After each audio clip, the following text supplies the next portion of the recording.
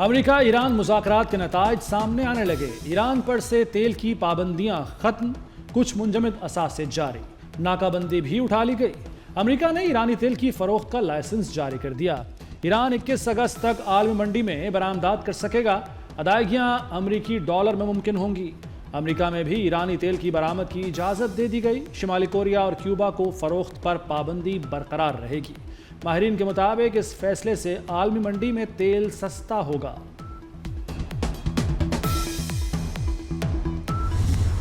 ایران امریکہ کے درمیان تکنیکی سطح کے مذاکرات شروع ہو گئے۔ امریکی نائب صدر جے ڈی وینس کا اعلان، کہا ایران سے مذاکرات میں اچھی پیش رفت ہوئی، تکنیکی ٹیمیں اب اگلے مرحلے پر کام کریں گی۔ غیر منجمد اثاثوں سے امریکی اجناس خریدی جائیں گی۔ ایران IAEA معائنہ کاروں کو بلانے پر متفق ہے۔ جوہری معائنہ کاروں کی تعیناتی اسی ہفتے متوقع ہے۔ اب نائب حرمز کو باضابطہ طور پر کھول دیا گیا ہے۔ چاہتے ہیں ایران حزب اللہ کو کنٹرول میں رکھے۔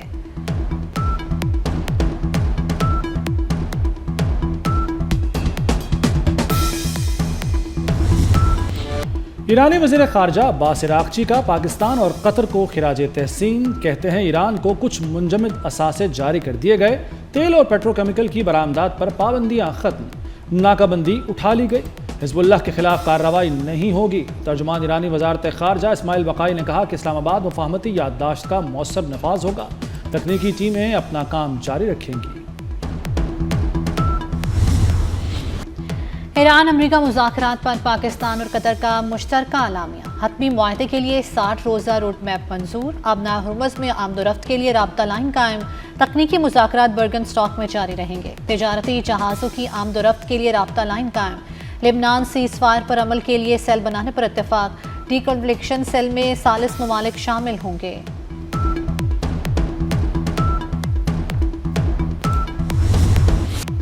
امریکہ ایران مذاکرات مثبت اور تعمیری ماحول میں ہوئے، حوصلہ افزا پیش رفت سامنے آئی۔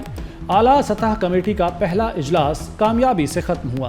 وزیر اعظم شہباز شریف کا ایکس پر پیغام، کہا پاکستان پرامن اور دیرپا حل چاہتا ہے، مکالمہ اور سفارتکاری میں کردار جاری رکھیں گے۔ وزیر اعظم کا فیلڈ مارشل کو خصوصی خراج تحسین، کہا سید عاصم منیر کی لگن، عزم اور ثابت قدمی قابل ستائش ہے۔ وزیر اعظم نے وزیر داخلہ محسن نقوی کی خدمات کو بھی سراہا۔ اسلام آباد سے تہران اور واشنگٹن تک پل کا کردار، وزیر داخلہ محسن نقوی کی خاموش سفارتکاری اور رابطوں کی بے مثال زنجیر نے امریکہ اور ایران کو ایک پیج پر لا کھڑا کیا۔ محسن نقوی نے عالمی امن کے محاذ پر کامیابی کے جھنڈے گاڑ دیے۔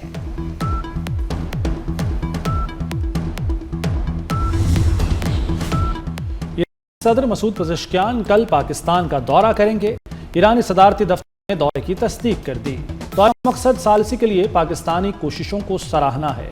مسعود پزشکیان شہباز شریف کا شکریہ ادا کریں گے۔ ایرانی صدر کی سول اور فوجی قیادت سے ملاقات کا بھی امکان ہے۔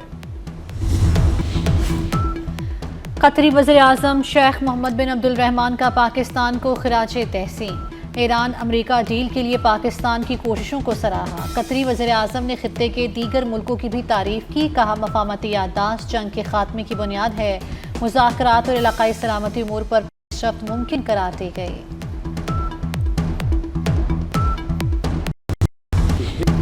پاکستان کا عالمی سفارتکاری میں masterstroke, J D Vance نے امن کا کریڈٹ پاکستان کو دے دیا، کہا فیلڈ مارشل کی حکمت عملی سے یہاں تک پہنچے۔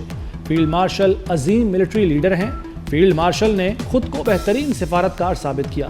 3 ماہ میں ان سے بہت سی باتیں ہوئیں۔ میری زندگی میں صرف 2 لوگ اہم ہیں، میری بھارتی اہلیہ اور پاکستان کے فیلڈ مارشل۔ عالمی میڈیا پر پاکستان کی سفارتی کوششوں کی دھوم، وزیر اعظم شہباز شریف اور فیلڈ مارشل کی حکمت عملی کو سراہا گیا۔ دوسری طرف سوشل میڈیا پر بھی یہ موضوع ٹاپ ٹرینڈ بن گیا۔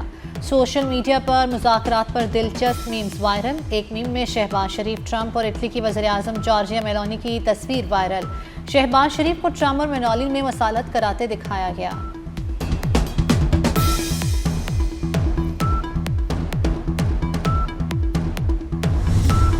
برطانیہ میں سیاسی بحران، وزیر اعظم کیئر سٹارمر مستعفی، لیبر پارٹی کی قیادت بھی چھوڑ دی۔ کیئر سٹارمر مستعفی ہونے والے برطانیہ کے 7ویں وزیر اعظم بن گئے۔ سٹارمر کا اقتدار کی منتقلی تک عہدے پر برقرار رہنے کا اعلان۔ مینچسٹر کے نومنتخب رکن ایڈی برہام نئے پارٹی سربراہ اور وزیر اعظم کے امیدوار ہوں گے۔ امریکہ اور ایران کا دباؤ کام کر گیا۔ اسرائیل جنوبی لبنان سے انخلا پر آمادہ۔ اسرائیلی میڈیا کے مطابق صہیونی فوج بلو لائن سے پیچھے ہٹے گی اور زیر قبضہ علاقے لبنانی فوج کے حوالے کیے جائیں گے۔ انخلا کے مقامات کا تعین مذاکرات کے ذریعے کیا جائے گا۔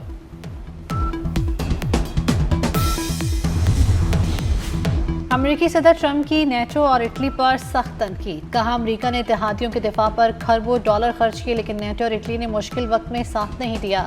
ٹرمپ نے ایران کے جوہری خطرے پر اٹلی کی عدم شمولیت پر بھی تنقید کی۔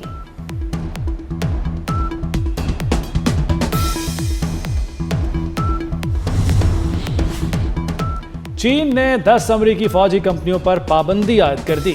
چینی وزارت تجارت کے مطابق امریکی فوجی کمپنیوں کو فوجی اور غیر فوجی استعمال کے سامان کی ترسیل روک دی گئی۔ فیصلہ چین کی قومی سلامتی کے تحفظ کے پیش نظر کیا گیا۔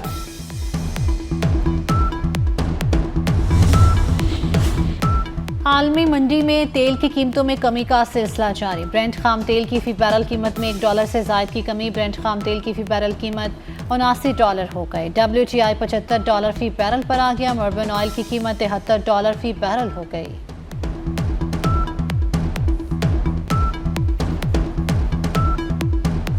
سیاسی دوریاں کم ہونے لگیں، مذاکرات کی راہ ہموار۔ Chairman P T I barrister Gohar کا وزیر اعظم کی مذاکرات کی پیشکش کا خیر مقدم۔ کہا مذاکرات کا آغاز سنجیدگی سے ہونا چاہیے۔ سیاست میں کسی کو بھی مائنس نہیں کیا جا سکتا۔ سوچا تھا ہاتھ ملانے سے حالات بہتر ہوں گے۔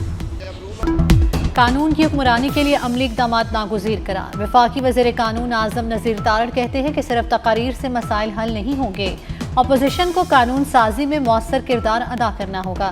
عدالتی فیصلوں اور سزاؤں میں حکومت کا کوئی عمل دخل نہیں ہوتا۔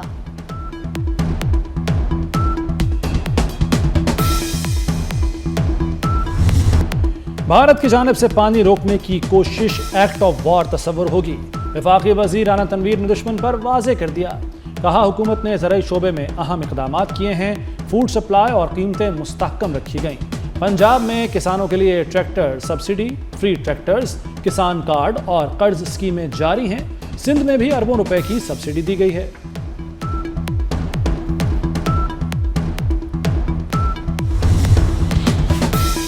پیپلز پارٹی کے امجد حسین ایڈوکیٹ بلا مقابلہ وزیر اعلیٰ گلگت بلتستان منتخب۔ سابق وزیر اعلیٰ حفیظ الرحمان اپوزیشن لیڈر بن گئے۔ پیپلز پارٹی کے عمران ندیم سپیکر اور نون لیگ کے ملک کفایت ڈپٹی سپیکر منتخب ہوئے۔ گلگت بلتستان اسمبلی کے 30 نو منتخب ارکان نے حلف بھی اٹھا لیا۔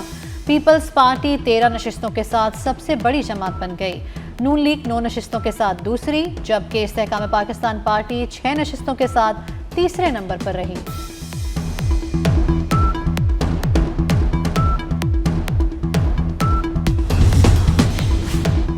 بلاول بھٹو اور عبدالعلیم خان میں رابطہ۔ گلگت بلتستان میں سیاسی تعاون پر پیش رفت۔ علیم خان نے جی بی میں مل کر حکومت بنانے کی بلاول کی پیشکش قبول کر لی۔